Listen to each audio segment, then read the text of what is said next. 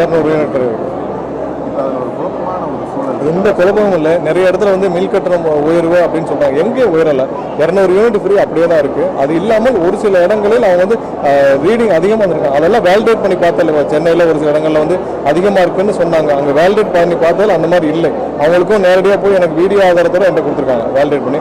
ஒரு சில இடங்களில் அந்த ரீடிங் எடுக்கிறப்ப நடந்த தவறுகள் அதையும் வந்து இப்போ சிஸ்டம்லேயே சரி பண்ண சொல்லியிருக்கோம். யாருக்காவது 3 மடங்கு வந்தால் சிஸ்டமே சரி பண்ண சொல்லியிருக்கோம். எந்த இடத்துலையும் வந்து மின் கட்டணம் உயரவில்லை. நிறைய இடத்துல சமூக வலைதளங்களில் தவறான தகவல் வந்திருக்கு. அங்கெல்லாம் நேரடியாக ஆய்வுகள் மேற்கொண்டு என்கிட்ட வீடியோ ஆதாரத்தோட நம்மளோட மின்வாரிய அதிகாரிகள் வந்து பதிவு செஞ்சுருக்காங்க. அந்த மாதிரி இல்லை. நிறைய தவறான தகவல் பரப்பிட்டு வருது. சீராக மின்சார எந்த ரீடிங்லையும் நம்ம 200 யூனிட் ஃப்ரீங்கிறது எந்த மாற்றமும் இல்லை.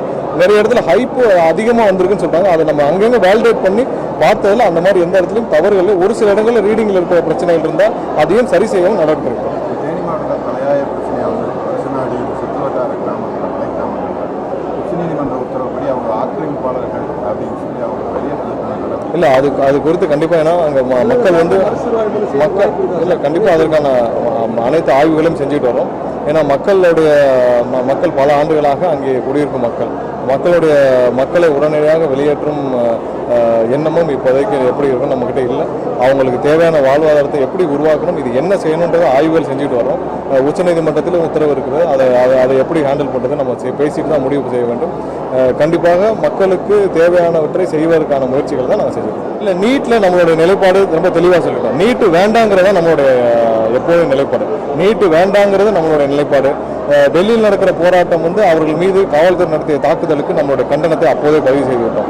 அதே நேரத்தில் அவங்களுடைய நிலைப்பாடு இப்போ டெல்லியில் நடக்கிற போராட்டத்தில் வந்து அவர்கள் வந்து நீட்டை வந்து சீரமைக்கணும், நீட்டு பரீட்சையை சீரமைக்கணும் அப்படின்னு ஒரு சில கோரிக்கைகள் பண்ணுறாங்க. பட் நம்மளுடைய நிலைப்பாடு ஆரம்ப முதலே வந்து தலைவரும் முதல்வருடைய நிலைப்பாடும் நீட்டு வேண்டாங்கிறதா நம்மளுடைய நிலைப்பாடு. தமிழகத்தில் அங்கங்கே மாணவர்கள் போராட்டம் செய்து வருகிறார்கள். அவர்களுக்கு தேவையான அனைத்து பாதுகாப்பையும் அவர்களுக்கு தேவையான அனைத்து அனுமதிகளும் அரசு சார்பாக கொடுக்கப்பட்டு தான் வருது. ஆனால் நம்மளுடைய நிலைப்பாட்டில் எந்த மாற்றமும்